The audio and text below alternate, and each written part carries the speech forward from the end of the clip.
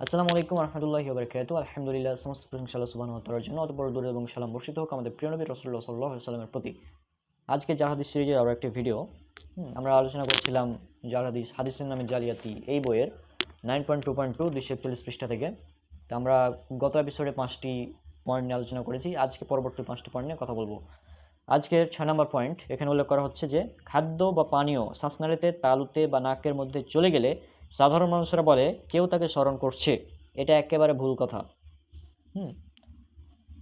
7, কারো নাম নেওয়ার সময় যদি সে উপস্থিত হয়ে যায় তবে সাধারণ লোক বলে তোমার হায়াত বৃদ্ধি পাবে। এটা বিলকুল মিথ্যা ও বাতিল কথা। হ্যাঁ, এটা একটি গুরুত্বপূর্ণ পয়েন্ট যে আমরা কারো নাম নিলাম, সে হাজির হয়ে গেল, তখন বললাম যে তুমি তো 100 বছর বাঁচবা, এরকম অনেকে কথা বলে। এটা একদম বিলকুল ভ্রান্ত এবং ভুল বিশ্বাস, বাতিল কথা। 8 নম্বর, প্রচলিত রবিবার বাঁশ কাটা যাবে না। এদিন বাঁশ কাটলে ঠাকুরের অভিশাপ বা দোয়ায় আক্রান্ত হতে হবে।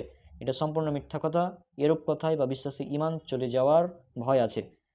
অনেকে বলে যে শনিবার এটা করা যাবে না, রবিবার এটা করা যাবে না, মঙ্গলবার বাইরে যাওয়া যাবে না, বুধবার এই ধরনের কথা বলে অনেকে। তো এগুলো একদম প্রচলিত ভ্রান্ত কথা, এবং এই ধরনের বিশ্বাস মানে ঈমানকে ধ্বংস করে দেওয়ার জন্য যথেষ্ট।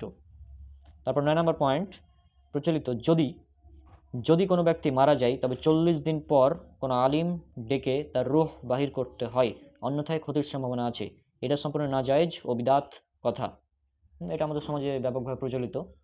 10 নম্বর পয়েন্ট, ক্ষেত খামার ও ফসলের হেফাজতের জন্য সাধারণ লোক ক্ষেতের মাঝখানে হাঁড়িতে চুন ইত্যাদি দিয়ে মানুষের আকৃতি তৈরি করে।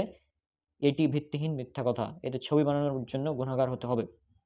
আমাদের ওই যে কাকতাড়ুয়া বলে একটা জিনিস আছে না, যেটা ফসলের ক্ষেতে লাগানো হয়, এটা আসলে প্রচলিত একদম ভ্রান্ত বিশ্বাস থেকে করা হয় এগুলা।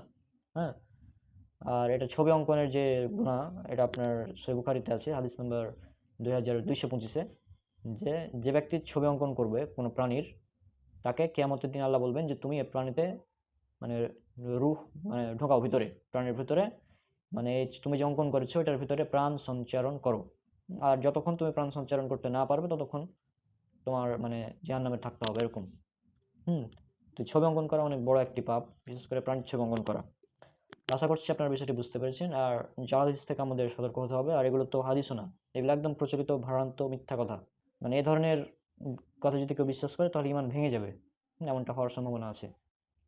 তো আজকে পর্যন্ত, ইনশাআল্লাহ দেখো পরবর্তী এপিসোডে। সে আমার জন্য অনেক অনেক দোয়া করবেন। আসসালামু আলাইকুম রহমতুল্লাহি ওয়া বারাকাতুহু।